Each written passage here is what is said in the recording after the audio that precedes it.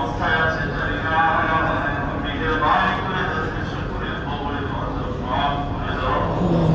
কবর করে তুমি জান্নাতের টুকরা বানিয়ে দাও, কেমন তাদেরকে কবরের আযাব ক্ষমা করে দাও, জান্নাতের সাথে কানেকশন তৈরি করে দাও, আমাদের সবাইকে রেখে আল্লাহ প্রচার রেখে যাওয়ার তৌফিক নসিব করে দাও। আল্লাহ মেহেরবানি করে আমাদের সবাইকে তোমার মুহাব্বতের পেয়ালায় চুমুক দেওয়ার তৌফিক নসিব করে দাও আল্লাহ,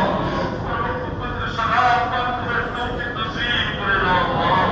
সালামে মুহাম্মদ বিলাদে আয়া মুহাম্মদ জিয়াদ দলাতে মুদরে উদর কে কিনারে